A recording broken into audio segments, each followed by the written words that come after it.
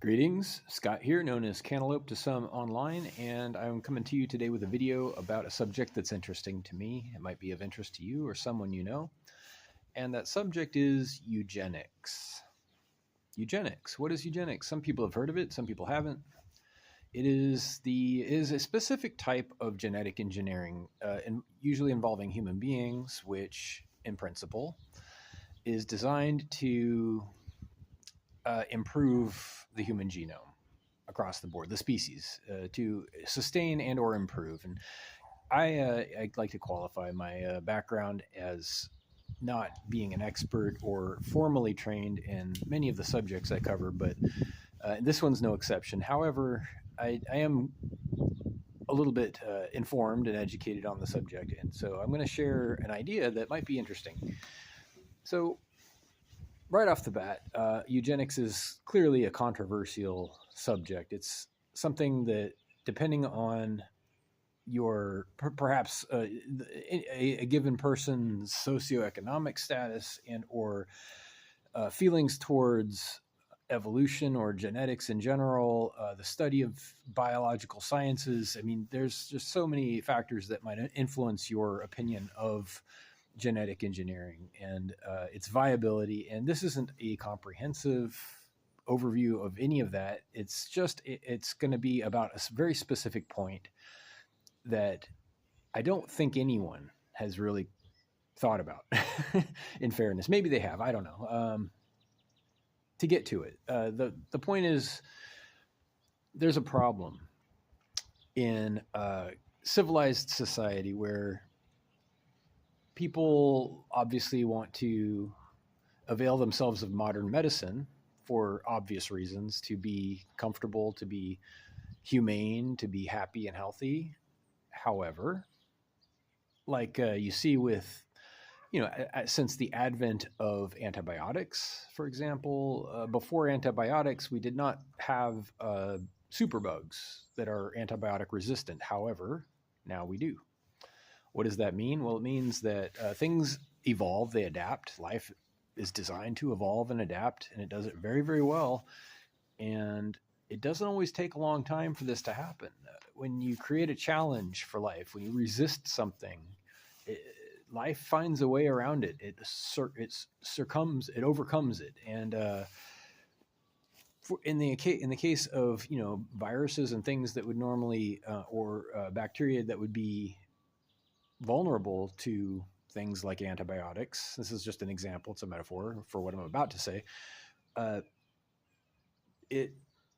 overprescribe, to overuse something, creates, it weakens it. It takes away its power because the thing that you're fighting with it adapts to it very quickly. So that's why for example, it's more difficult now to get antibiotics than it was, say, 30 years ago, because has become very commonly understood what is happening, and it's a very real and present danger. So anyway, not to digress, but human evolution is no different. So with civilized society, we're constantly implementing things, saving people, curing diseases, and many of these diseases are hereditary. Now,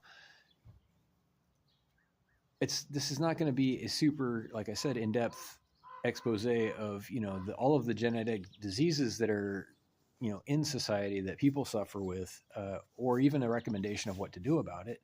Just a highlighting of a couple of facts that are absolutely true and measurable. So one way to offset this, now we want to have civilization. Hopefully we can agree that civilization and order and peace and health and happiness are all good on an individual basis, or an individual level and a community level.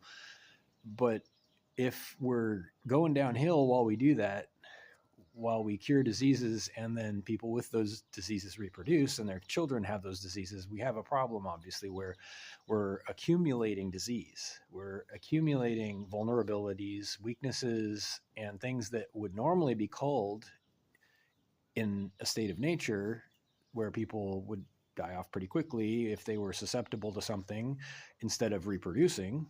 But now we have enabled reproduction for everyone who has access to modern medicine. Well, okay, so what do we do about that? We don't want to we cannot we cannot in good conscience start saying, well, you're not fit to live. It's your neighbor, it's your loved one. I mean, we can't do that as human beings. We cannot do that. So what do? Well, here is eugenics. Somebody stepped in. I don't even know who deserves credit, but it was, within the last probably 100 years or 200 years now that major advances in biological science have given us insight into how things work at a cellular level and at a genetic level. And it has been proposed, eugenics has been proposed as one potential application to mitigate some of these problems faced by society, faced by medicine when it's used to cure individuals. So how does it work? Well, eugenics is potentially designing or supporting, refining good genes using superior genes, and that is a thing. Okay, it's a measurable thing. If you have criteria, if you have a test, something can be superior, something can be inferior, something can pass or fail, or to even create something with an intention, with a design in mind. And it gets very scary very quickly. You see, there's a lot of potential for abuse. There's a lot of potential for unethical behavior. It's a big can of worms, right? But the potential of the theory and principle of eugenics is that it could be used to mitigate the fallout from having advanced medicine in a society which predictably causes genetic decline. So if we start infusing, is the idea, you start injecting or integrating better genes into the gene pool, right? That's the idea. And I'm not advocating this, I'm just saying that's the idea. Then it offsets the negative. However, now here's my point. Here's the whole point of the video. I'm at 7 minutes already. Consider the gene pool as a pool. It's already a metaphor. So the pool is the metaphor. And I hate to be gross, but when someone gets in the pool, and you can think about disease as something that accumulates, like urine accumulates in any public pool, or something worse, you know what I'm talking about. And the idea is you bring in, bleach or something better to make it better. Okay, well, you kind of see where it goes. I mean, at some point, the accumulation is too bad, and it needs to be filtered out or replaced completely. It needs to be removed. Something needs to be removed, or else it just keeps getting weirder and grosser. There's only so much bleach that can offset urine and poop. So it's a bad analogy, but it's an accurate analogy, and you cannot cure all the problems of society or civilization and modern medicine by just tossing some good genes onto it. It doesn't work. Eventually it reaches a point of diminishing returns is the actual phrase. You cannot continue to benefit from just that one solution. So at some point, unfortunately, for some individuals, they have to not reproduce, or else the species will go extinct. Now, this is a measurable, predictable fact. So with that said, who is qualified to say who lives and who dies? Well, shoot, that should not be up to any person, if you ask me. And in nature, we have something called chance.